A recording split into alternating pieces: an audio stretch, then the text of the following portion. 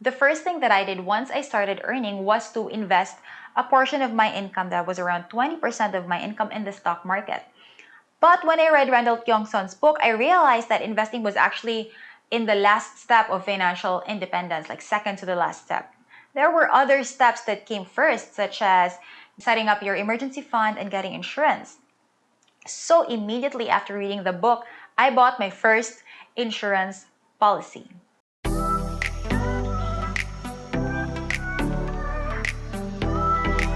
Hey guys, Alex here. Welcome back to my channel, a channel about real estate, personal finance, and business.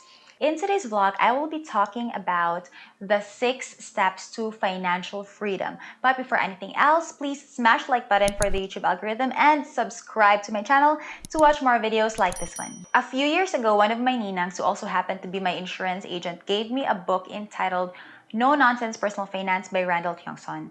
Now, I love books and I'm all about investing in personal finance, so I immediately got to reading it.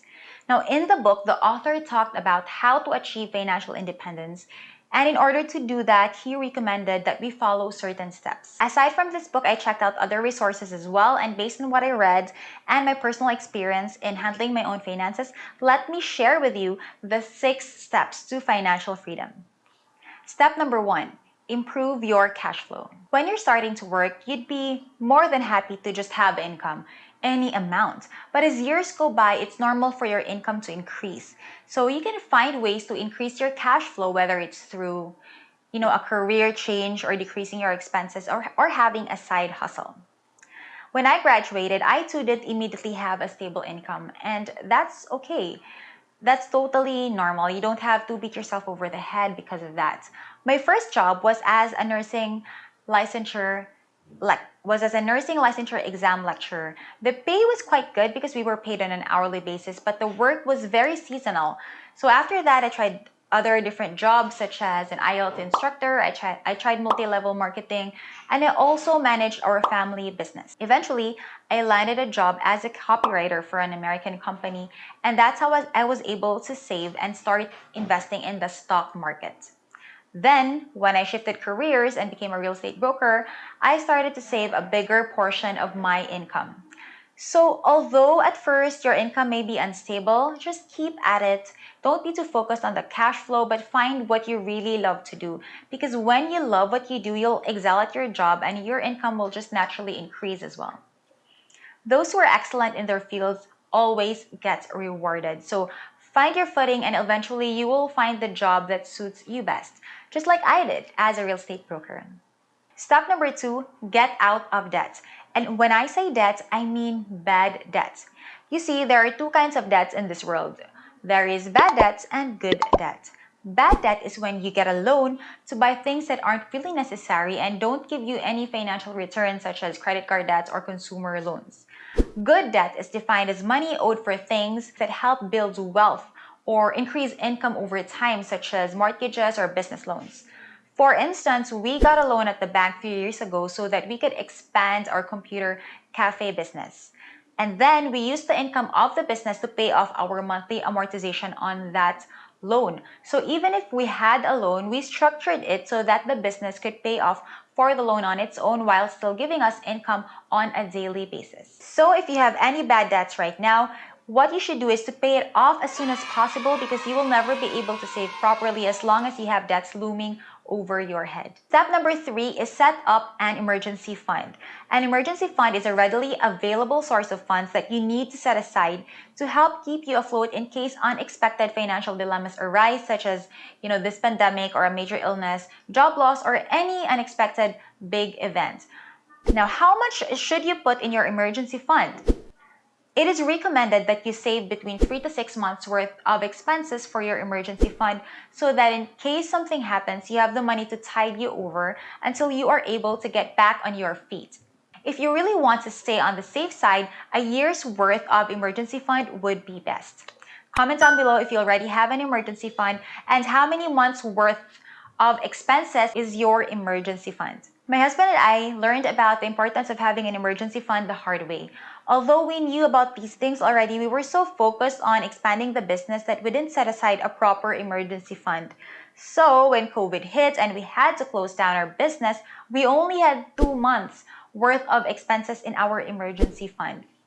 It's a good thing we still had another source of income, which is the brokerage, and this was able to sustain us, so we didn't even have to dip into our emergency fund. Since we experienced firsthand how it feels like to have, our income stream suddenly cut off, it dawned on us how important it was to really set aside the right amount in the emergency fund.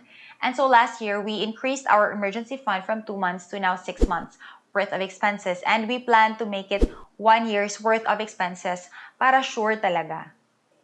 Now, where should you put your emergency fund? You should place it in a vehicle that's easily accessible, stable, and will not go down in value. This means you should not hold it in the form of an asset that would be hard to liquidate, such as real estate or time deposit. Because with real estate, it takes time to sell, and with time deposit, you will have to pay a penalty in case you pre-terminate it. You also should not place it in a vehicle that could go down in value, such as the stock market. So where did we place our emergency fund? So initially, we used to store our emergency fund in a traditional bank account. But with the advent of digital banking, we now store it in different digital banks such as Como, CIMB, ING, and Discartec, because the interest rates in digital banks are higher at around 3% per annum. Some even give 4%. So this really beats inflation, because last year inflation was 2.5 in 2020. By the way, if you want to know about high interest rate and digital banking, check my video. I'll put it in the description box down below so you can check it out later. So step number 4, get insurance. The first thing that I did once I started earning was to invest a portion of my income, that was around 20% of my income, in the stock market. But when I read Randel Tiongson's book, I realized that investing was actually in the last step of financial independence, like second to the last step.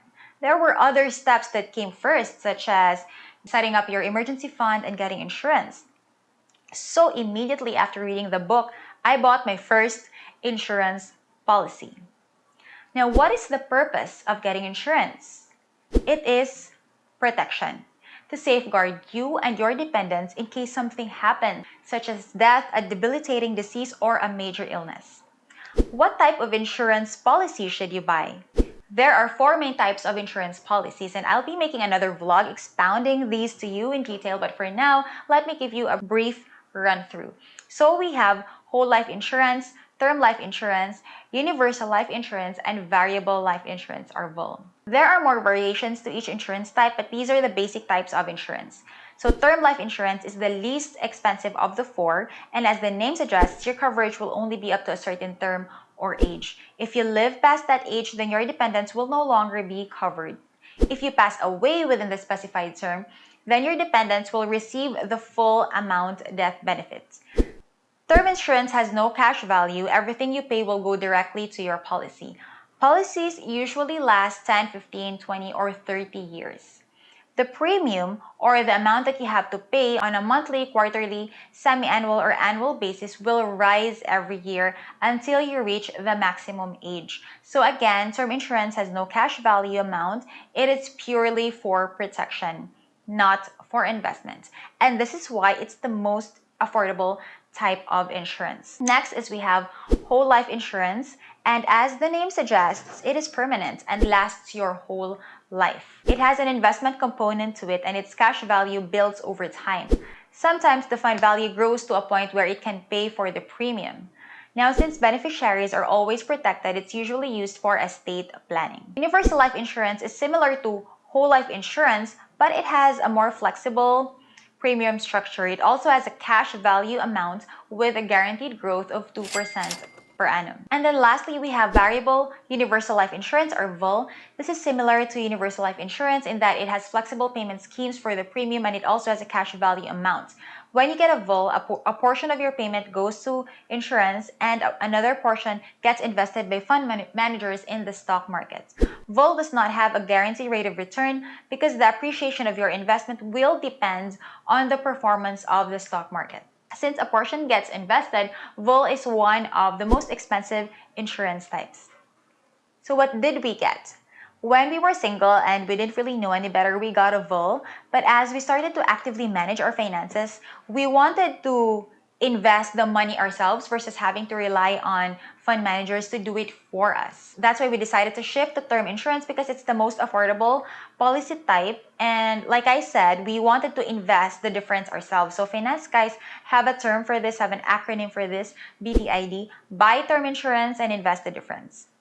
I'm actually planning to make a separate video about this, so watch out for that. So if you also already have an insurance policy, comment down below what type of policy you have. Now, another type of insurance that you should absolutely get is an HMO. This stands for Health Maintenance Organization. An HMO plan gives you access to a network of accredited healthcare providers for an annual fee. This amount will vary depending on the coverage that you want. So the bigger the coverage, the bigger the annual fee. For my age, I am 33, it would cost around $20,000 per year for a coverage of about $120,000. The purpose of getting an HMO is to protect you and your finances. Getting admitted to a hospital for a simple illness for a week costs around $30,000 to $40,000, and multiple hospitalizations can really drain your finances. So instead of leaving this up to chance and hoping that you don't get hospitalized, get an HMO instead, so that in case something happens and you need to get hospitalized, then you're covered. Trust me, the price is worth the peace of mind. Step number 5, invest at least 20% of your income. Build your wealth. Financial independence is the state of having enough passive income to pay for your living expenses without having to actively work for it. So how do we achieve financial independence?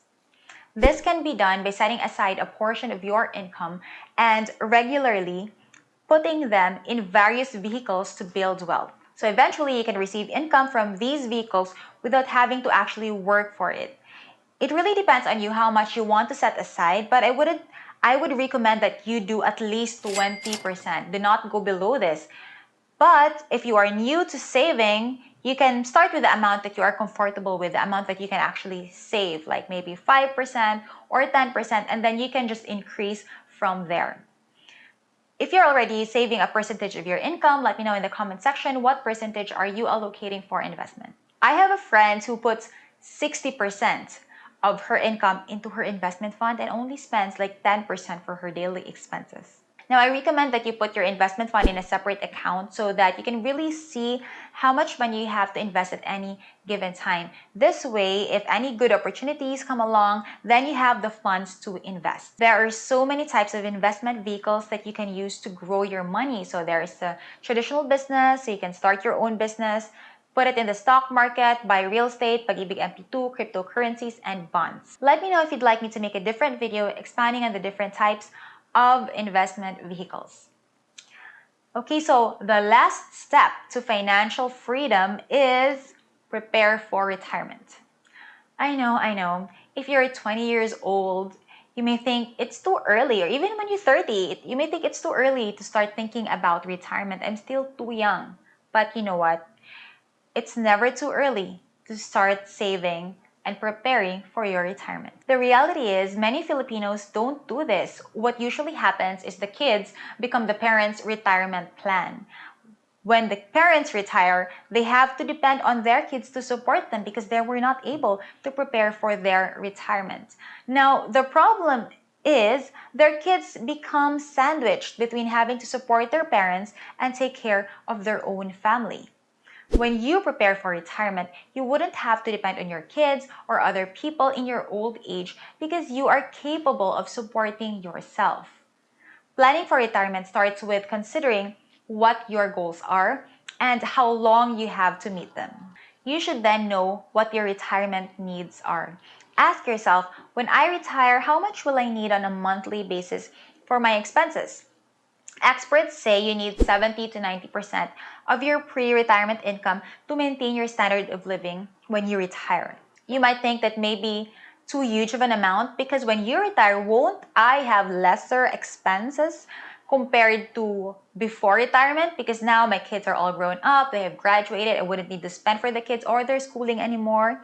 Yes, that's true. Your expenses may decrease when you go into retirement because you no longer have to support your children, but instead you only have yourself to support But a lot of retirees splurge in the first couple of years after retirement. So they buy things like a new car or maybe another property. They go on vacation. So you also have to consider the other expenses other than just your living expenses. So just to be on the safe side, let's say you were earning 50,000 per month before you retired. So you take 50,000 times 90%, that's 45,000. So you will need 45,000 per month for your expenses upon retirement.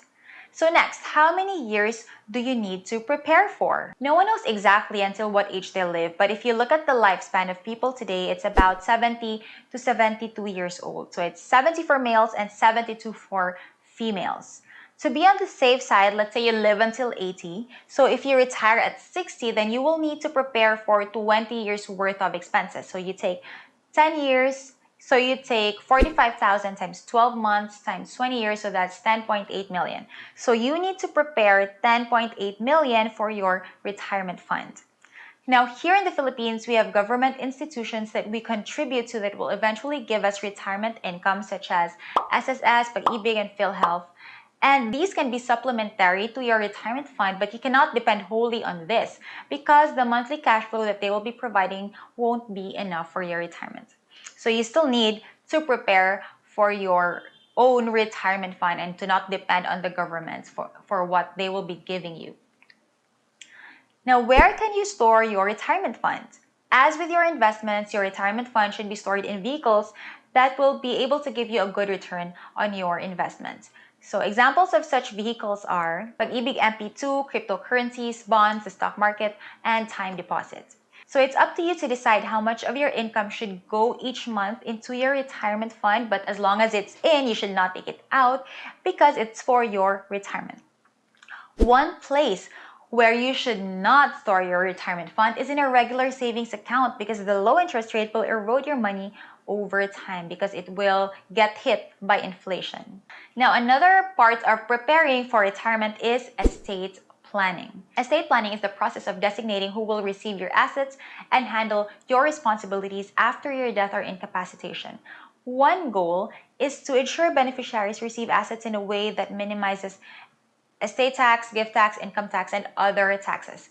You also need to consider how much the value of your total estate is because once you pass away, your heirs will need to pay 6% of the total estate as estate tax.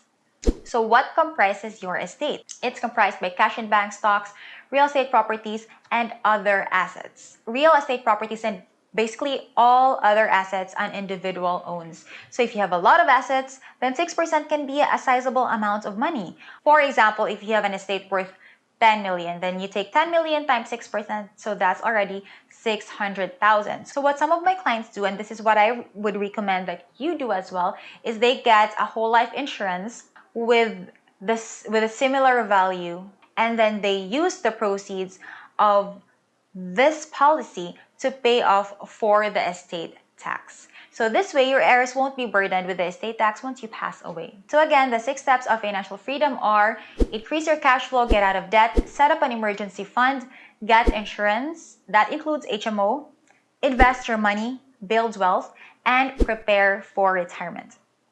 I hope you learned something new today, and if you did, please smash the like button and subscribe to my channel, and I'll see you in my next video.